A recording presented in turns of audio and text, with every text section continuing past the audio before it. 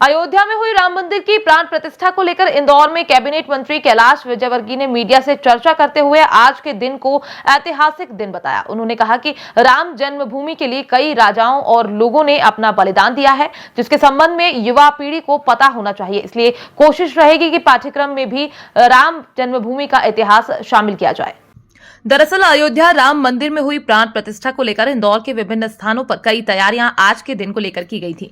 वहीं मंत्री कैलाश विजयवर्गीय के द्वारा प्राण प्रतिष्ठा के लाइव प्रसारण की विशेष व्यवस्था की गई थी, जिसमें प्राण प्रतिष्ठा कार्यक्रम को लेकर मीडिया स्वरूप हुए मंत्री कैलाश विजयवर्गीय ने कहा कि आज के दिन रामलला अयोध्या में विराजित हुए हैं और ये प्रधानमंत्री नरेंद्र मोदी के प्रयासों से ही संभव हुआ है और इस जन्मभूमि के लिए कई राजा और संघर्षकारियों ने अपना बलिदान दिया है, जिसके बारे में आज की युवा पीढ़ी को पता होना चाहिए। इसलिए हमारी कोशिश रहेगी कि पाठ्यक्रम में भी राम जन्मभूमि के इतिहास को शामिल किया जाए। साथ ही उन्होंने कहा कि आज जब राम मंदिर में रामलला विराजित हो चुके हैं तो सभी के सामूहिक प्रयासों से इस देश में राम राज स्थापित होगा और फिर से एक बार राम राज का अनुभव देश में लोग कर पाएंगे। इंदौर में स्थापित सबसे बड़े हनुमान जी की प्रतिमा पितृ पर्वत पर भगवान राम की प्राण प्रतिष्ठा का उत्सव मनाया गया। भजन कीर्तन, आतिशबाजी और दीपों से सजाया गया। पहली बात तो आप सबको बधाई। पूरे देश और पूरे विश्व के वो सब लोग जो सनातन धर्म को मानते हैं उन सबको बहुत बहुत बधाई। किसने माइक रख दिया ऊपर? क्योंकि राम जन्मभूमि का आंदोलन ये 550 वर्ष पहले सबसे पहले राजा थे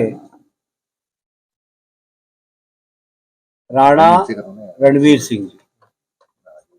उन्होंने अपनी 75,000 सेना के साथ आक्रमण किया था राम जन्मभूमि को बचाने के लिए, पर 10 लाख सेना थी बाबर की और वो लोग मारे गए। उसके बाद लगातार अनेक राजाओं, बड़ा इतिहास है लंबा।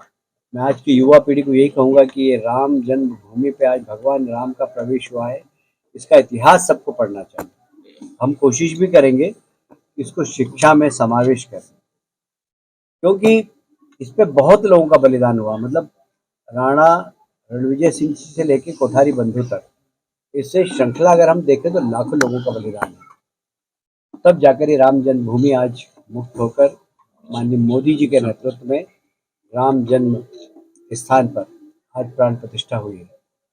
मैं सबको बधाई देता हूँ, पूरे देश के लोगों को, पूरी दुनिया के लोगों को बधाई देता हूँ। मर्यादा पुरुषोत्तम राम के जीवन से प्रेरणा लेकर हम सब समाज के अंदर काम करेंगे तो इस देश के अंदर रामराज आएगा, निश्चित आएगा। और हम सब आज ये संकल्प लें कि हम प्रभु राम के जीवन से मर्यादा सीखें, उनके जीवन से धैर्य सीखें, उनके जीवन से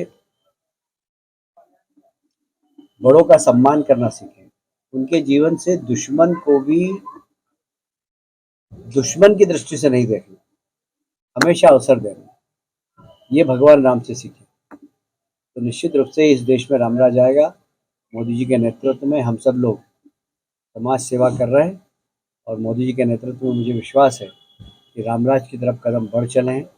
भारत 2047 में सबसे ताकतवर देश होगा, ये भगवान राम की कृपा से मुझे विश्वास है कि हम दुनिया के सबसे ताकतवर आज प्राण प्रतिष्ठा